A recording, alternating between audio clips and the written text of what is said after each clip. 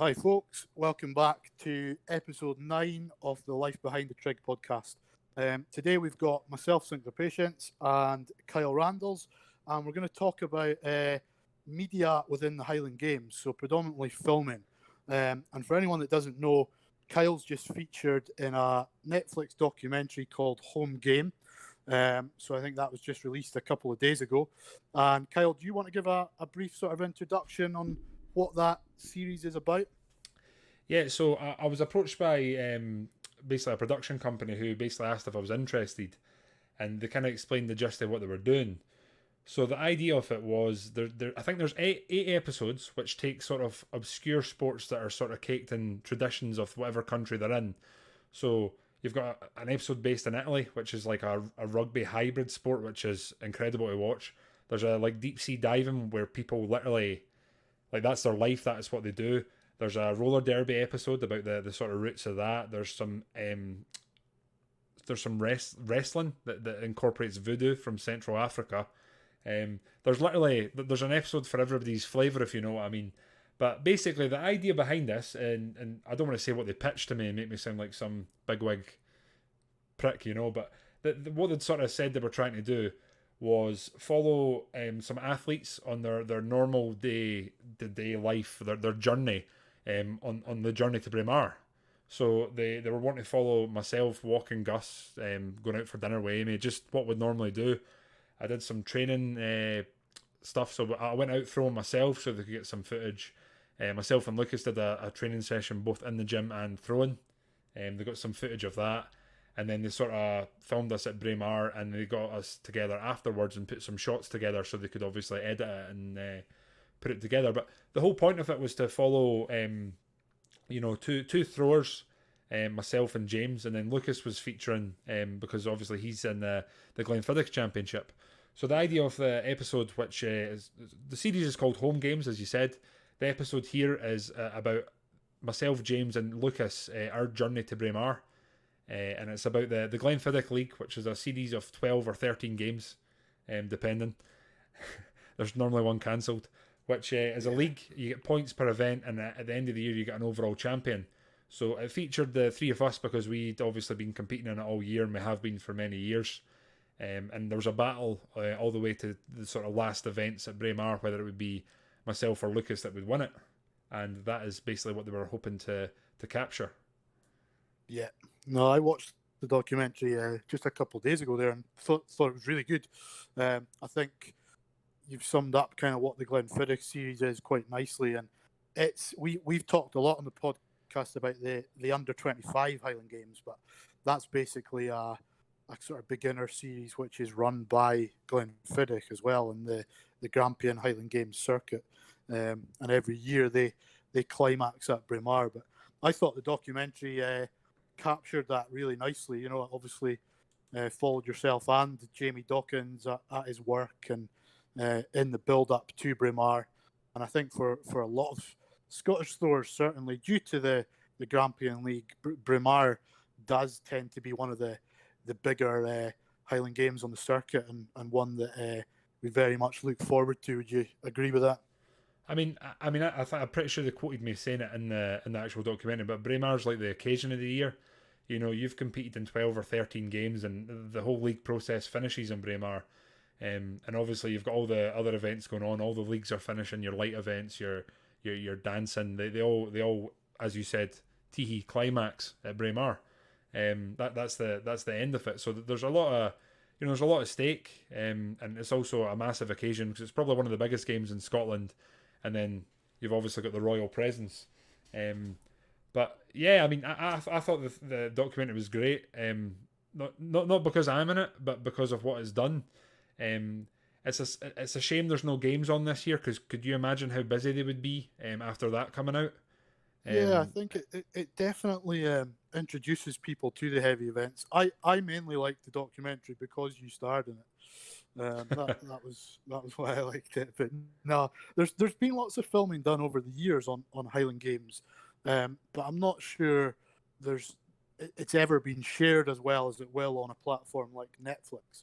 I mean, I think across the world, so many people have access to Netflix, and you know, it probably was there any sort of indication on numbers of views to expect? I would imagine it'll be up I mean, over a million. I think that with it being a sort of 8-part documentary series, I think what will probably happen is people will start watching it and then views might vary between what they're more interested in.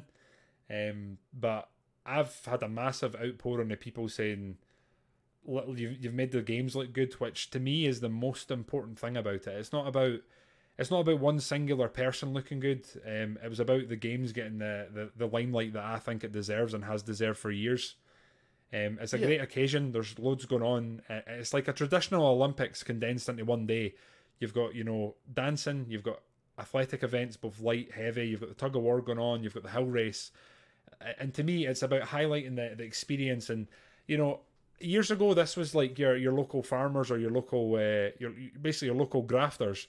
And they'd go out and compete, they'd put their kilts on. Whereas now, it's becoming more of a sort of serious sport where there are people who are sort of training full time. I train January to December, as I know you do and many others do now, and it is evolving into a more competitive sport. From where it began, either thousands of years ago or hundreds of years ago, depending on what you believe. Yeah, no, definitely, and again, this will massively increase exposure of the sport. And already, I've had a few messages just from local guys I went to school with saying, "Oh, saw this documentary on Netflix. How do I go about throwing?" I've obviously directed them to our wonderful podcast, Life Behind the Trig. But no, in all honesty, just it's good. Good to get something like that out there. Over the years, like I said, there's been a number of different documentary type things put together, and one of the first ones that I remember was called The Heavies. Have you seen that one? I think it was 1981 maybe that was filmed, and it follows guys like Hamish Davidson, Grant Anderson, Jeff Capes. It follows them across a number of Highland Games. I think in the documentary they go over to Mull, which is obviously over on the ferry boat. But that was quite a cool one. I think it's still on Ryan Vieira's YouTube channel. A wee bit grainy, but quite a good documentary to watch as well. Yeah, I mean, can you call yourself a heavy without having watched the heavies? I mean, that's probably a fair statement, right? Yeah. No, it was a good one to start with. And then over the years, we had Scott Ryder on, and we obviously mentioned that I think it was 2015. There was a film crew followed a few of us throughout the whole season, and they came over to California to Pleasanton as well, and then eventually came back in 2016 and filmed Scott Ryder winning his World Championship at Halkirk. So we have heard from the guys that filmed that this week. So they've had a wee bit of a struggle in sort of selling the footage, but they think they might have a deal coming up. So that could be coming out within the next sort of 6 months as well, which would be good, especially given that I think there'll be a lot of interest in the games, following the little Netflix documentary there. It was a nice snapshot as well. It's not too long. I think half an hour is a good amount of time for someone to sit down, cup of coffee, and just watch it in their leisure. Yeah, I mean, a half hour is like a nice casual watch. You can chuck it on the telly, watch it for half an hour. You're not, sitting investing a huge amount of time. But what the great thing is, we've talked before about how we're not sort of in a mainstream sport. But, I mean, a Netflix documentary about the sport, and then within a few months, obviously all that footage for 2015, 2016, that could then come into something, and then you could have a massive... That could be a multi-part series, if we're being honest. Yeah. They even entered me a few times, and I'm this young, early 20s. Yeah. Goofy boy with long hair. See what happens. I can't believe how quickly 5 years has passed actually since that. But yeah, we'll see what happens. It may or may not come out, that one, but if it does, we'll make sure to share it. But again, I think with the increase in interest with the heavy events, there's so many different ways to get into the games now as well. And we've talked about a lot of them, but a number of Scottish Games run novice or local classes in the mornings. You can contact ourselves. I mentioned a few of my school friends have got in touch, so I'll no doubt over the next few months be out with some guys just having a throw. And I think the best thing to do, as you said when we spoke to Chris Beetham, is just get out there for a month and throw 2 or 3 times a week. once you've done that, you'll have a good idea of whether or not you're going to like the Highland Games. And for some people, they get bitten by that bug, and they'll be at events over the next 10 to 15 years, whereas others will maybe pick it up, get a bit frustrated, and go back to their original sports, whether it be strongman, powerlifting, or whatever their background is. But there are more opportunities than ever to get involved in Highland Games as a heavy events athlete. There's like an abundance of information out there, whether it be through documentaries, YouTube videos. A lot of guys have put a fair bit of time into creating YouTube content, which kind of goes through how to train for the games, both in the gym and out on the field. And also, it's a great time because there's not many Highland Games this season, so it gives you an opportunity to get out on the field and get those reps in. Yeah, I mean, I would probably say the first thing I say to someone when they message me about the games is, as I said with the Chris situation, he approached me, I said, go out for a month, throw, once, twice a week, get some, basically it's like a thrower's stamina, just make sure you can go out and do a session. And it's a great way of testing if someone's actually keen or not, because a lot of the time, there's hierarchy of your heavy competitors. You get people who want to compete in the game so they can put their picture on social media and they can say, oh, compete in the heavies. You then get people who want to, take it a little more seriously, maybe travel a bit, improve. And then you have the people who want to sort of try and be the best of the best. And there's different time commitments that come with each sort of tier of that. And you need to figure out pretty quickly what you're willing to do. Because there's very few people I've met in my life that are natural, throwers. There's some people can just pick up an implement and throw it. It doesn't matter what it is. And there's people who sort of have to struggle and graft like myself. Yeah, no, definitely. And I think we've mentioned it previously. It can help to have an athletic background, whereas other people do come in without that, and can still sort of excel. Like I've seen a few different throwers come in with no throwing experience, but they've grafted pretty hard, and over 2-3 seasons they really pick the events up and can get to quite a competitive level. I think combined with technique, you do need a bit of baseline strength.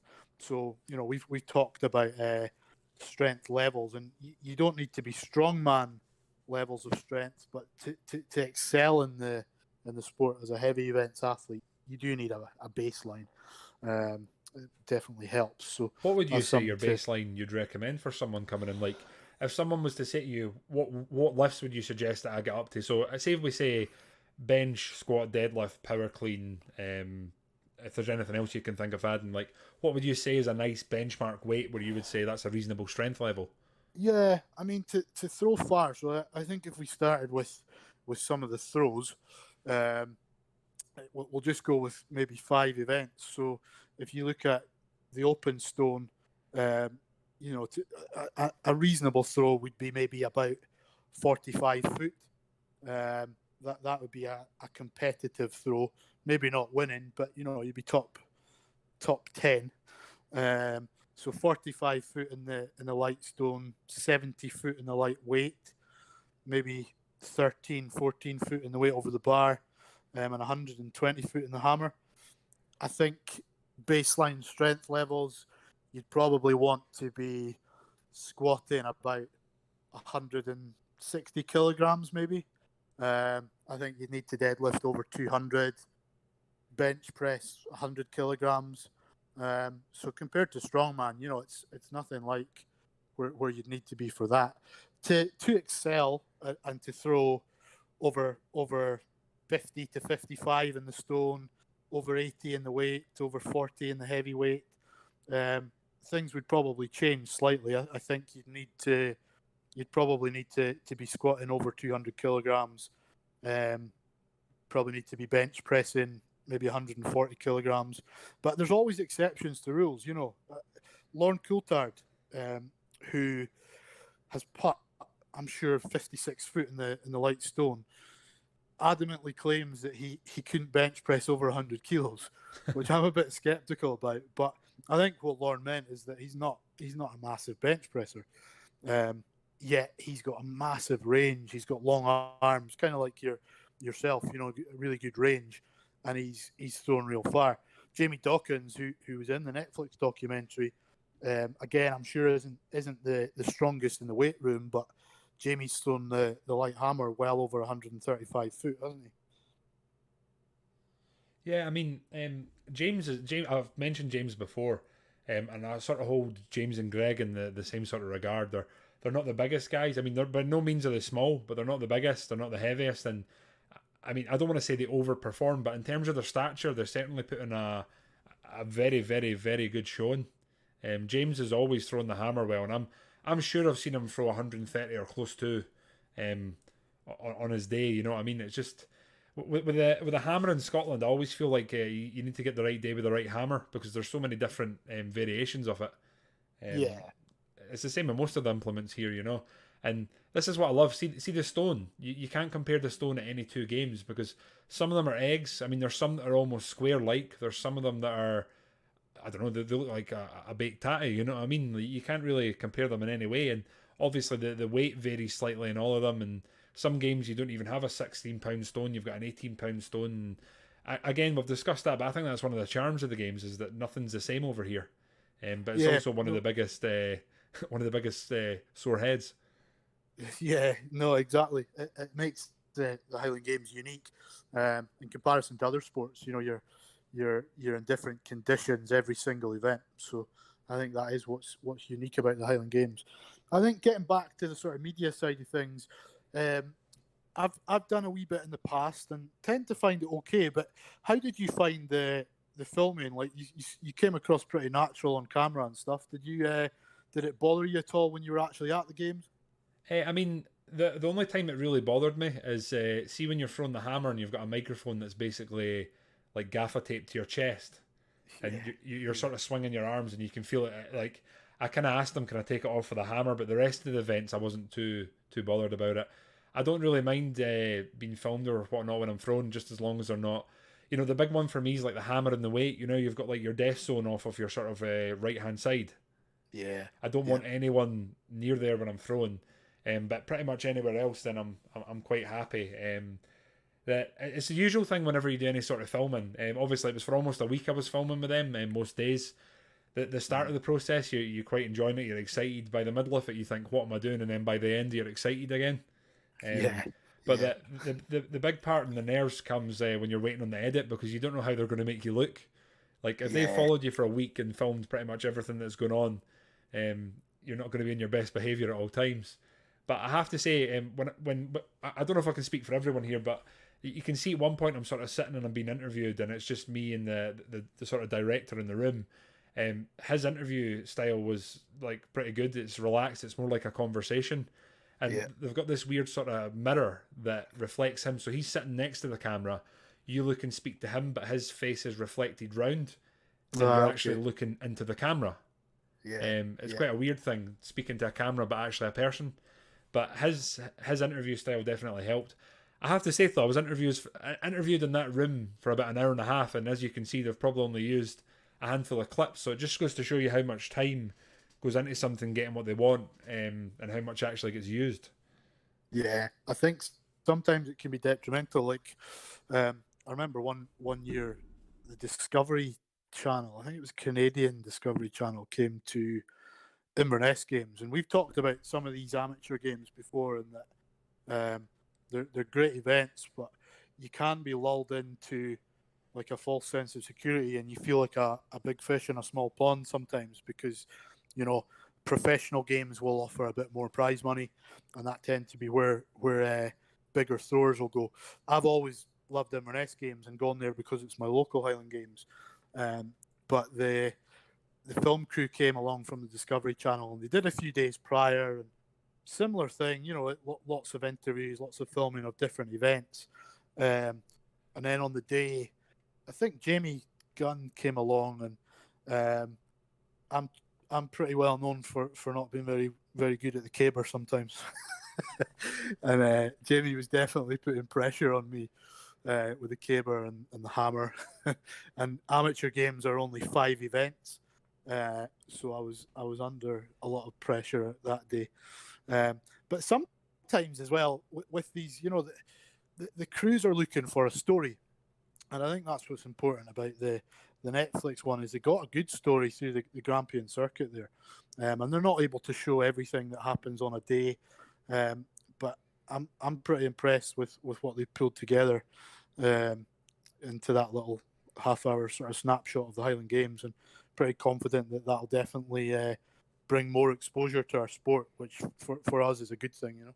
Yeah, and obviously they showed a variety of personalities. I mean, I was obviously interviewed, James was interviewed, Neil Fivey spoke quite a bit, and Alistair Gunn also featured heavily. I thought some of his one-liners were pretty good. Yeah. My personal I favourite is when wonder. he says that everybody basically becomes friends in the end. I'm surprised he didn't have subtitles for Neil Fivey. I mean, sometimes I struggle to understand what he's saying when I'm with him.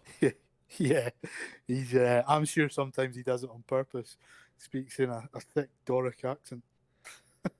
Yeah, but I mean, as we've said, I just hope the games gets the love and the attention it deserves, and people are still as excited next year to come over and watch.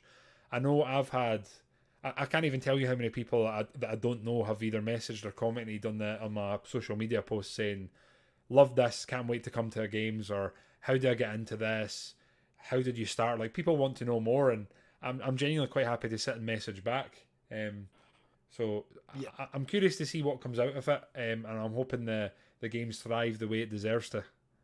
yeah, absolutely. I think you summed it up well. I mean, we keep saying it on the podcast, but if anyone is interested in getting into Highland Games, and if they've seen the Netflix documentary or any other heavy events documentary, just get in touch with us. We're happy to steer you in the right direction. Who knows what will come of it? We've mentioned there have been sort of documentaries done in the past, but I think this one will gain more exposure through being on Netflix, so that's a real positive. Maybe there'll be future documentaries or filming. A reality TV show would be great. Dear God, could you imagine that? Going, watching us go to a steakhouse and you ordering a burger, like, could you imagine the slander? Yeah. But no, I think well done to you, well done to the guys obviously that pulled it together. I think it was good to feature some Scottish stores as well as have Lucas Venta in there as your training partner and sort of rival on the field. Nemesis. So I think good job with that. And hopefully we can kick on and have some good competitions next year. But here's a question for you, Sinky. Obviously, we get approached throughout the season sometimes to do, either publicity, filming, photos, whatever. Have you had any sort of strange requests, or have you done any of the stuff that during it you thought, what am I doing here? I probably even with that Discovery Channel documentary, they filmed Inverness Highland Games, and there's a little clip at the end. So they didn't get me picking up the trophy. So what they did was they had some audio of the crowd cheering for something completely different, probably a running race or something. The kids' 100-meter race. Exactly. So at the end of the day, they said, "Oh, can you just pick the trophy up and raise it above your head as if you've just won it?" So if you ever see that clip, there's me kind of raising this trophy in the air, and then they slice in this audio from the kids' 100 meters, and it's pretty cringeworthy. Me knowing what actually happened there. Apart from that, nothing too bad. And I know there can be some strange requests, but no, I've not tended to have any of those. Have you? I'd say I've had two that stand out. The first one, it was myself and Bruce Robb, and it was for a Chinese celebrity game show. So They were coming and they were doing some of our events, but obviously they introduced the welly wanging, which is something that we definitely compete in, by the way. And all these celebrities are doing it, and half of them were Olympians. You had like TV personalities. We had no idea who they were. None of them really spoke English, and it was just the most surreal experience being handled around by all these Chinese production team members and telling us to do this, wanting us to do this, and the full thing was just bizarre. I've got some funny footage of Bruce being asked to recite certain things in English, and he's saying it over and over again. And every year it pops up in my memories on Facebook, and it cracks me up. Yeah. I've seen a pretty amusing video of Bruce Robb and yourself doing some Highland Games demo, but running out at the beginning of the clip. Oh God. with the fish and the I hammer. wasn't sure if you'd been asked to do that or if That was Bruce yourself just decided to do that.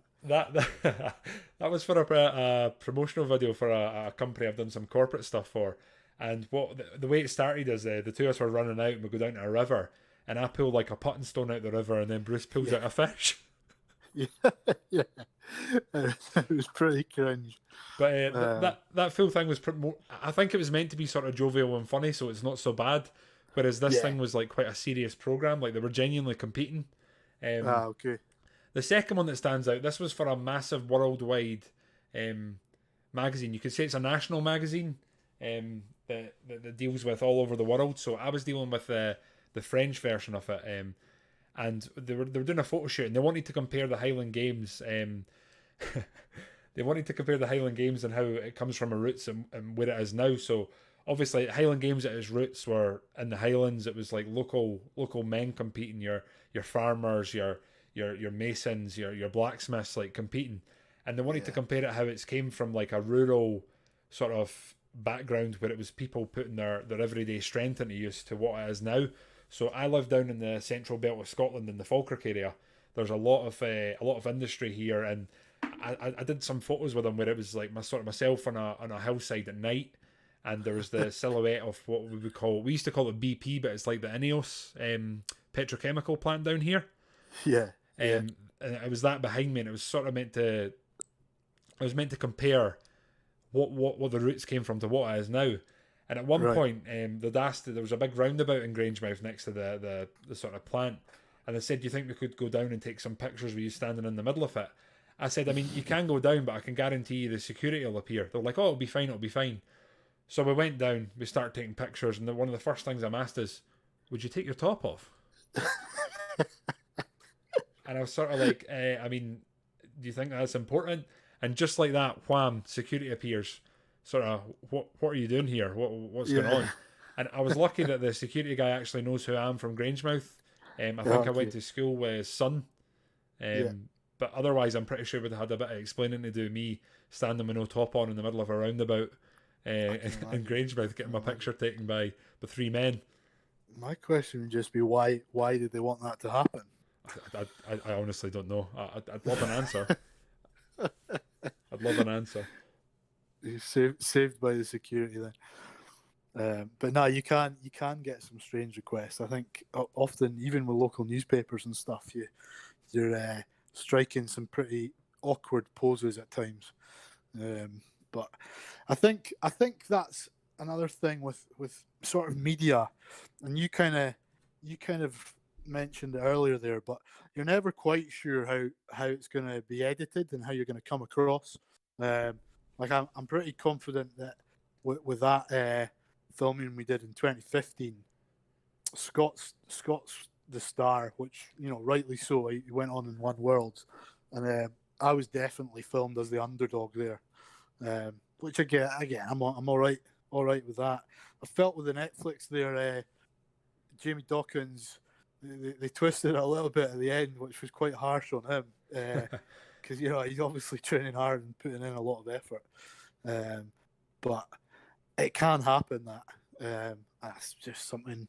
It's you've just to get on with it, because at the end of the day, exposure for the Highland Games is what we're after. But no, again, I think that was a really good half-hour documentary that they pulled together. So, can you just, before we wrap up, just remind everyone what it's called and where they can find it? So, if anyone is interested, I'll probably put some links in the description and whatnot below and all that sort of stuff. But it's called Home Game or Home Games. It's on Netflix. If you search sort of hashtag Netflix Home Game, you'll find it. There's 8 documentaries, and as I said, they're about a variety of things. You can find them on there. If anybody's got any questions again, or they're struggling to find it, just give us a message. I was asked by someone if they search Big Sexy Kyle, will it come up? Sadly, the answer is no. No, but the topless roundabout picture might. Well, I mean, this is the thing, right? This is another thing someone said to me. How many pictures do you think there are of us out there, like in the world, that people have, or either on social media or on a camera? Like, can you imagine what some of them look like? Yeah, I don't want to. Nah. The thing is, you can for your Instagram, you'll pick your best ones with your muscles tensed, releasing the stone. But throughout the day at Highland Games, I can imagine you're probably snapped in some pretty unflattering poses. I mean, could you imagine some of the pictures people have Lucas when he's doing his Polish magic on you, stretching your back, and can you imagine what that looks like? Yeah, absolutely. No, I'm sure we don't want to come across a lot of those. But good stuff. Well, thanks, Kyle. I'm off to watch the roller derby episode. By the way, but I was honestly a little bit skeptical about that, but it's one of the ones I enjoyed more. is it? Well, I need to have a watch.